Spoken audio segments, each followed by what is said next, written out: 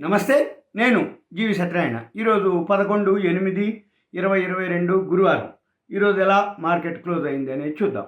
ఇవాళ మార్కెట్ మాత్రం బాగా ప్లస్లో ఓపెన్ అయిండు, గ్యాప్ అప్, మళ్ళీ అదే కంటిన్యూ తోటి క్లోజ్ అవ్వడం జరిగింది. అంటే పాజిటివ్లో క్లోజ్ అవ్వడం జరిగింది.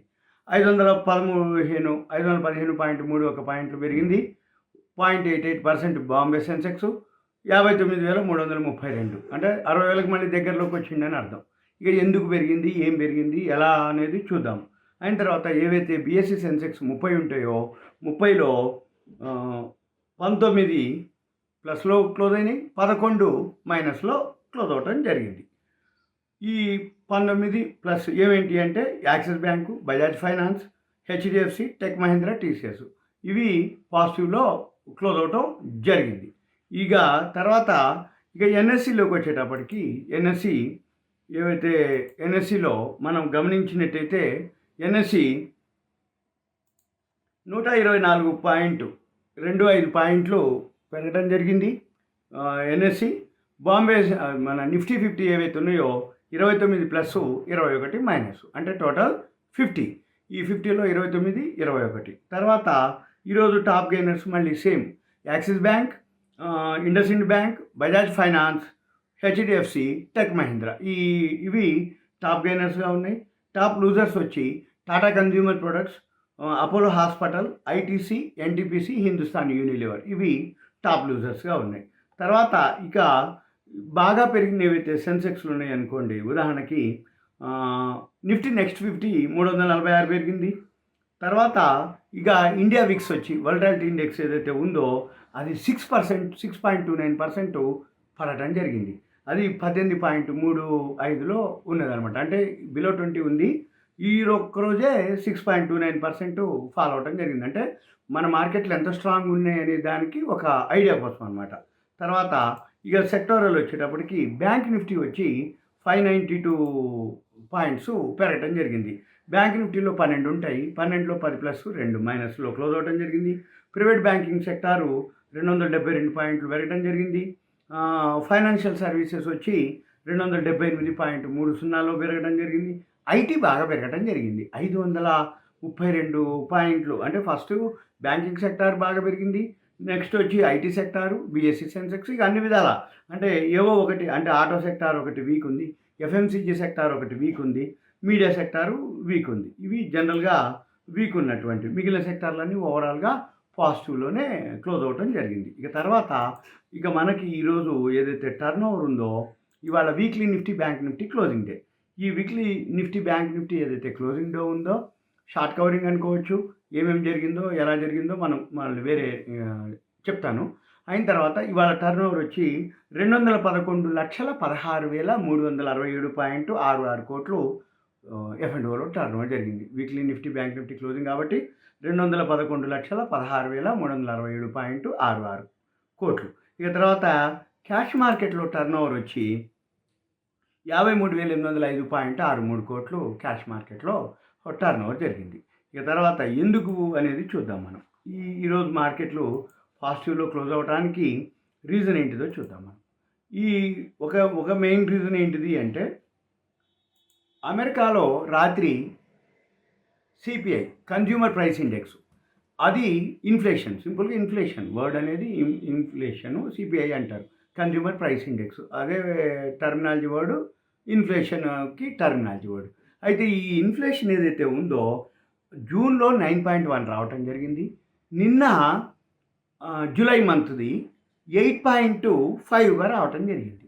అంటే ఎక్స్పెక్టేషన్ ఏంటిది 8.7 ఏదైతే ఎక్స్పెక్ట్ చేస్తుందో మార్కెటు, 8.5 వచ్చేటప్పటికి 0.2% తగ్గింది అనే ఉద్దేశంతో రాత్రి గ్లోబల్ మార్కెట్లు అంటే యుఎస్ మార్కెట్లు బాగా పెరగటం జరిగింది.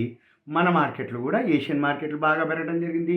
దాంతోపాటు మన ఏషియన్ మార్కెట్లు పెరగటం, దాంతోపాటు మంది గ్యాప్ అప్ తోటి ఓపెన్ అవటం జరిగింది. ఇది మన నిఫ్టీ కానీ, బిఎస్సి సెన్సెక్స్ కానీ. అయిన తర్వాత ఇప్పుడు మిక్స్డ్లో క్లోజ్ అయినాయి ఏవి, కొన్ని ఏషియన్ మార్కెట్లు. మళ్ళీ యూరోపియన్ మార్కెట్లు మాత్రం మైనస్లోనే రన్ అవుతున్నాయి. కానీ మంది మాత్రం ఒకటి షార్ట్ కవరింగ్ అనుకోవచ్చు, రెండోది యూరోపియన్ మార్కెట్లు మైనస్లో నడుస్తున్నా కానీ మందెందుకు అంటే weekly Nifty bank Nifty closing అనేది ఒక రీజన్ కాబట్టి మన మార్కెట్లో ఈరోజు అంటే పెరగడానికి ఒక రీజన్ అనుకోవచ్చు. ఇక తర్వాత ఇప్పుడు ఇక న్యూస్లోకి వెళ్దాం మళ్ళీ. అంటే ఎందుకు అనే దానికి ఒకటేంటిది, అమెరికాలో ఏదైతే ఇన్ఫ్లేషన్ అనుకున్న దానికంటే అనేది ఒకటి. నెంబర్ 2, మన ఇండియా ఇన్ఫ్లేషన్ కూడా తగ్గుతుంది అనేది ఒక అనమాట. అంటే ఏంది, మనం కొనుక్కునేటటువంటి ఏవైతే ధరలు, ఫుడ్ ప్రైసెస్ అవన్నీ కూడా ఈ వారం ఈ మంత్ తగ్గినాయి అనేది ఒక న్యూస్. దాంతో మన ఇన్ఫ్లేషన్ కూడా తగ్గుతుంది అనేది ఒక న్యూస్ అనమాట. దాంతోపాటు ఒకటి పెరగటం, మళ్ళీ ఎఫ్ఐఐలు కంటిన్యూగా పెరగటం, బయింగ్లోకి వచ్చిండ్రు. ఎఫ్ఐఐలు మొత్తం ఈ ఆగస్టు మొత్తం బయింగ్లోనే ఉన్నారు. కాబట్టి అదొక రీజన్. ఒకటేంటిది, ఇన్ఫ్లేషను అమెరికాలో జూలైలో అనుకున్న దానికంటే ఎక్స్పెక్టేషన్స్ కంటే తక్కువ రావటం, మన ఇండియాలో ఇన్ఫ్లేషన్ ఏదైతే ఉందో స్లో డౌన్ అవుతూ ఫుడ్ ప్రైసెస్ తగ్గడం అనేది ఒక రీజను. మూడో రీజన్ వచ్చి ఎఫ్ఐఐలు కంటిన్యూగా బయింగ్లోకి ఆగస్ట్ మంత్ రావటం, మళ్ళీ జూన్ క్వార్టర్ రిజల్ట్స్ ఏవైతే ఉన్నాయో ఫస్ట్ క్వార్టర్ రిజల్ట్స్ అన్నీ చాలా చాలా బాగా రావటం. అంటే నిఫ్టీ 50 అనుకోండి, బిఎస్సి సెన్సెక్స్ అనుకోండి, F&Oలో అనుకోండి, అవన్నీ కూడా మ్యాక్సిమం కంపెనీస్ ఏవైతే నిఫ్టీ 50లో ఉన్నాయో అవన్నీ కూడా పాజిటివ్లోనే ఫస్ట్ క్వార్టర్ రిజల్ట్స్ రావటం జరిగింది. ఇవన్నీ మెయిన్ రీజన్ అనమాట. ఇది వీటితోటి మన మార్కెట్లు బాగా పెరగటం జరిగింది. అయిన తర్వాత మళ్ళీ షార్ట్ కవరింగ్ అనుకోవచ్చు ఒక విధంగా, ఈ న్యూస్ అనేది ఒక విధంగా అనుకోవచ్చు. ఇంకొకటి మన weekly Nifty bank Nifty closing అనుకోవచ్చు. ఇక మళ్ళీ రేపు వచ్చేటప్పటికి మనకి అంటే మొన్న ఒకటి మొహరం సెలవు రావటం కూడా మన మార్కెట్లు అంటే 4 డేసే వర్కింగ్ డేస్ కాబట్టి ఈ ఈ స్తబ్దత ఏదైతే అంటే మూమెంట్ లేకుండా వాలిటాలిటీ ఏదైతే అప్ అండ్ డౌన్లు ఉన్నాయో అవన్నీ కూడా ఇక్కడ అడ్జస్ట్ అయినాయి అని అనుకోవచ్చు ఒకటి. తర్వాత రేపు వచ్చి శుక్రవారం weekly Nifty bank Nifty opening అనమాట. అంటే వీక్ ఓపెనింగ్ ఈ ఈ వారం అంటే రేపు. మళ్ళీ వచ్చే వారం వచ్చేటప్పటికి అంటే శనివారం, మళ్ళీ రేపు ఈవినింగ్ వచ్చేటప్పటికి ఓపెనింగ్ బాగానే ఉంటుంది. మళ్ళీ మధ్యాహ్నం యూరోపియన్ మార్కెట్లు, మళ్ళీ క్లోజింగ్ వచ్చి యుఎస్ మార్కెట్లు, మళ్ళీ ఎండ్ ఆఫ్ ద వచ్చేటప్పటికి ఈవినింగ్ ఎలా ఉంటుంది అంటే మళ్ళీ Saturday Sunday holiday, Monday 15th August జెండా వందనం అది హాలిడే. కాబట్టి రేపు మధ్యాహ్నం తర్వాత మళ్ళీ ప్రాఫిట్ బుకింగ్ అనేది జరగవచ్చు. అంటే పొజిషన్స్ ఎక్కువ ఉండవు. ఎందుకోసం అంటే 3 రోజులు సెలవులు కంటిన్యూగా వచ్చినాయి. మళ్ళీ మంగళవారం ఉదయానికి యుఎస్ మార్కెట్లు, యూరోప్ మార్కెట్లు, ఏషియన్ మార్కెట్లు ఏమేమి జరుగుతాయో తెలియదు.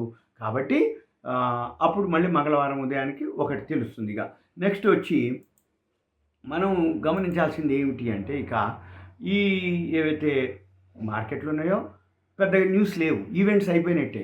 అంటే అమెరికాలో కన్జ్యూమర్ ప్రైస్ ఇండెక్స్ రావటం, ఇన్ఫ్లేషన్ డేటా రావటం జరిగింది. ఈవెంట్స్ ఏవైతే అంటే వడ్డీ రేట్ల అనౌన్స్మెంట్ జరిగిపోయింది. మన ఇండియాలో ఆర్బీఐ గవర్నర్ వడ్డీ రేట్లు అనౌన్స్ చేయడం జరిగింది. First quarter results almost all complete అవ్వడం జరిగింది. ఇంకేవైతే బ్యాలెన్స్ మిగిలిపోయినాయో అవి వస్తూనే ఉన్నాయి. కాకపోతే ఏంటంటే మేజర్ కంపెనీస్ అయిపోవటం ఉన్నాయి, బ్యాలెన్స్ ఏవో కొన్ని ఉన్నాయి కానీ అవి నెగ్లిజిబుల్ అనమాట. అంటే ఇవి వస్తూనే ఉంటాయి అన్నట్టు కంటిన్యూగా. జనరల్గా ఫస్ట్ వచ్చినాయి అన్నీ మంచి మంచి రిజల్ట్స్ ఉన్నాయి. ఇప్పుడు కూడా చాలా వరకు అనౌన్స్ చేసి కొన్ని మంచివి ఉంటాయి, కొన్ని మామూలుగా ఉంటాయి. మనం దాన్ని బట్టి మనం ఫాలో అవ్వాల్సి ఉంటుంది. ఇక తర్వాత ఇక న్యూస్లోకి వచ్చేటప్పటికి మనకి ఇక టీపీఎల్ ప్లాస్టిక్ ఒకటి ఉంది. టీపీఎల్ ప్లాస్టిక్ అది స్ప్లిట్టింగ్ చేస్తుంది, ₹10 ₹2గా స్ప్లిట్టింగ్ చేస్తుంది. తర్వాత శ్యామ్ సెంచురీ ఫెర్రస్ లిమిటెడ్ ఉంది, అది బైబ్యాక్ చేస్తుంది ₹28గా. తర్వాత M&M Mahindra and Mahindra launch చేస్తుంది 15th ఆగస్ట్కి XUV 700 model, XUV 900 model. ఆ రెండు కూడా ఎలక్ట్రిక్ వెహికల్స్. మహీంద్రా వాళ్ళు XUV 700, XUV 900 electric vehicles 15th ఆగస్ట్కి లాంచ్ చేస్తారు మహీంద్రా. అంటే ఇది రాబోయే రోజుల్లో మహీంద్రా తగ్గితే ఇంకా కొనుక్కోమని అర్థం, బాగా పెరుగుతుంది అనేది అర్థం మహీంద్రా. ఇక తర్వాత BEML Bharat earth movers limited, ఇది డిఫెన్స్ స్టాక్స్ అనుకోవచ్చు, పబ్లిక్ సెక్టార్ యూనిట్ ఉంది. ఇది 18/8కి డీమెర్జర్ గురించి మీటింగ్ ఉంది. అంటే ల్యాండ్ అసెట్స్ ఉన్నాయి, అవి షేర్స్ అవి అమ్మకం కోసం అది ఆర్డర్స్ ఉన్నాయన్నమాట. కెమరూన్ క్యాసవా ప్రాజెక్ట్ అనమాట. కెమరూన్ క్యాసవా ప్రాజెక్ట్ అనేది 18 ఆగస్టుకి బోర్డు మీటింగ్ ఉంది. అక్కడ డీమెర్జర్ అవుతుంది. అది అంటే ల్యాండ్ ఒకటి ఉంది, అసెట్, అది వాళ్ళు BEML, అందుకని వాళ్ళ పాజిటివ్లో అది పెరగడానికి బాగా రీజన్ ఒకటి. తర్వాత PVR, ఇది మన సినిమాలో ఏదైతే ఉందో PVR, అది 4 స్క్రీన్లని తెలంగాణలో మల్టీప్లెక్స్ థియేటర్ ఒకటి ఓపెన్ చేయడం జరిగింది తెలంగాణలో. తర్వాత జేడస్ లైఫ్ సైన్సెస్కి యుఎస్ఎఫ్డిఏ పర్మిషన్ రావడం జరిగింది. తర్వాత జేఎంసీ ప్రాజెక్ట్స్కి 1524 కోట్లు ఆర్డర్స్ రావడం జరిగింది. తర్వాత విప్రో లాంచ్ చేయడం జరిగింది. Wipro Shelde Australian to bolster sovereign cyber security capabilities అని ఒకటి లాంచ్ చేయడం జరిగింది విప్రో కంపెనీ.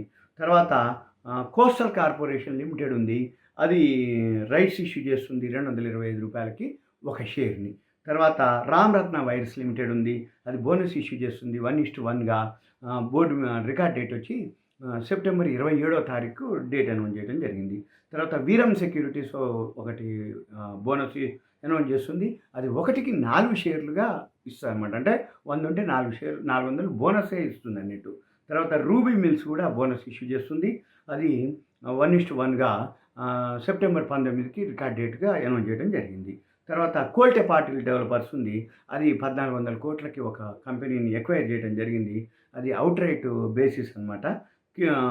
కివాలే పూణే ఏరియాలో 2.5 మిలియన్ స్క్వేర్ ఫీటు సేలబుల్ ఏరియాని వీళ్ళు ఎక్వైర్ చేయడం జరిగింది 1400 కోట్ల రూపాయలకి, కోల్టే పాటిల్ డెవలపర్స్. తర్వాత భారతీయ ఎయిర్టెల్ 5000 సిటీలలో ఆగస్టులోనే 5G ఓపెన్ చేసే ఆలోచనలోని ఉన్నారు. ఈ ఆగస్టులోనే వాళ్ళు ఓపెన్ చేస్తామని అంటున్నారు. అంటే 5G ఏదైతే ఉందో 4G బదులు 5G ఇప్పుడు మనకి వచ్చేస్తుంది అన్నట్టు ఈ ఆగస్టు మంత్లోనే ఎయిర్టెల్ వాళ్ళది. తర్వాత 5000 సిటీస్లో ఓపెన్ అవుతుంది. తర్వాత యుఎస్ ఇన్ఫ్లేషన్ ఏదైతే ఉందో ఎక్స్పెక్టేషన్ కంటే తక్కువ రావటం, అది మార్కెట్కి ఎఫ్ఐఎల్ కంటిన్యూగా పెరగటం. ఎఫ్ఐఎల్ నిన్న కూడా బయింగ్లోకి రావటం 1161.88 కోట్లు వాళ్ళు బయింగ్లో రావటం జరిగింది. డిఏ 768.45 కోట్లు సెల్ చేయటం జరిగింది. ఇవి సింపుల్గా మనకి ఈరోజు న్యూసు. మరలా నేను రేపు మీకు పోస్ట్ మార్కెట్ గురించి మళ్ళీ విశ్లేషిస్తాను. ఇది మీకు ఒక ఐడియా కోసం. మీకు ఇటువంటి పోస్ట్ మార్కెట్, ప్రీ మార్కెట్ కానీ ఇటువంటి ఇన్ఫర్మేషన్ కావాలి అనుకుంటే మీ పేరు, ఏరియా, మీరు ఎక్కడుంటారో మీ ఊరు పేరు కానీ మీ పేరు, ఆ రెండు కూడా నాకు వాట్సాప్ మెసేజ్ పెడితే నేను గ్రూప్లో యాడ్ చేసి మీకు ఫర్దర్ ఇన్ఫర్మేషన్ ఇవ్వడానికి వీలవుతుంది. సుమన్ టీవీ ప్రేక్షకులకు ధన్యవాదాలు. Thank you. సెలవు.